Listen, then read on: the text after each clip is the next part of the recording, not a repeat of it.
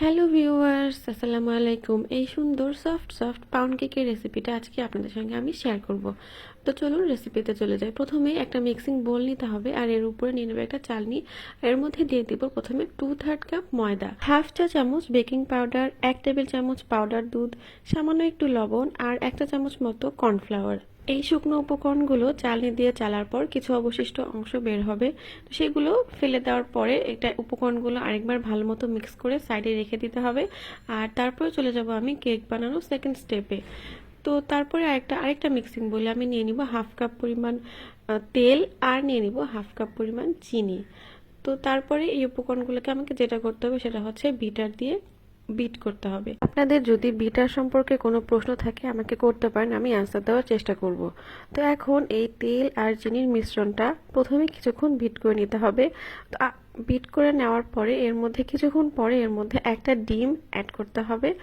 আজকে আমি 2টা ডিম দিয়ে পাউন্ড কেক বানাবো।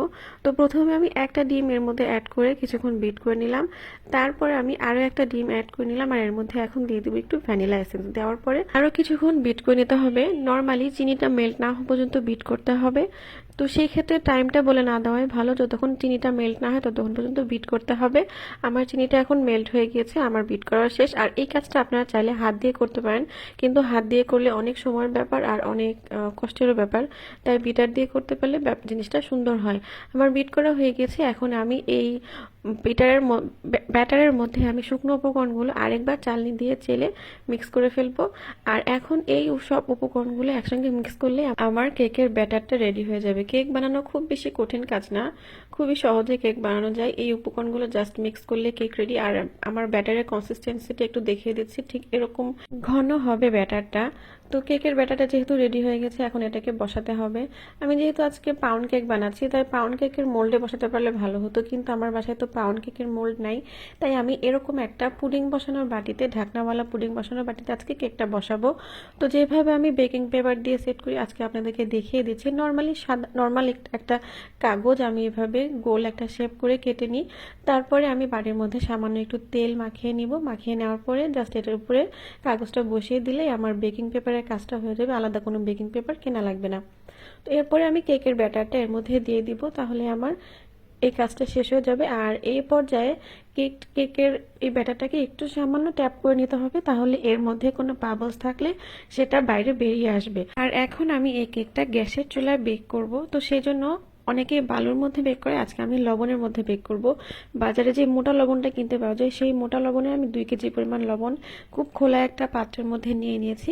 এখন এর মধ্যে একটা স্ট্যান্ড বসিয়ে জাস্ট এর উপরে কেকের ব্যাটারটা বসিয়ে দেবো।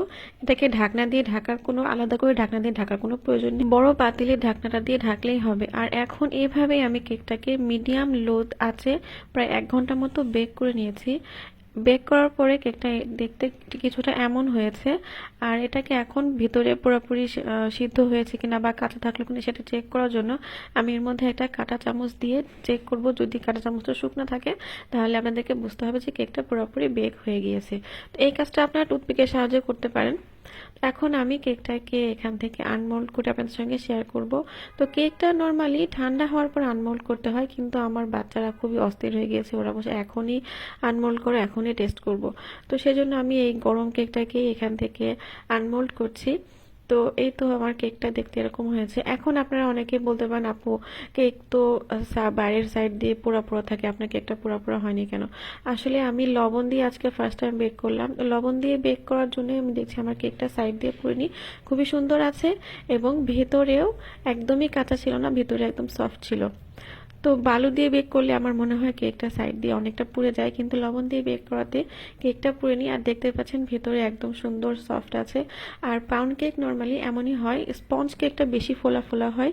আমার আজকের রেসিপি সম্পর্কে কোনো প্রশ্ন থাকলে জানাতে পারেন, আমি আনসার দেওয়ার চেষ্টা করবো। আর কেকটা দেখতে পাচ্ছেন ভেতরে কতটা ফ্লপি হয়েছে। কেকটা যদি কাঁচা থাকতো তাহলে কিন্তু এতটা ফুলতো না। তো আপনারা আমার রেসিপি ফলো করে কেক বানালে আশা করি কারো কেকই খারাপ হবে না, ভালো হবে। আর কেকের টেস্টটার কথা কি বলবো, টেস্টটা খুবই ভালো ছিল। আর এই ছিল আমার আজকের ভিডিও। দেখা হবে নেক্সট কোনো ভিডিওতে। সে পর্যন্ত সবাই খুব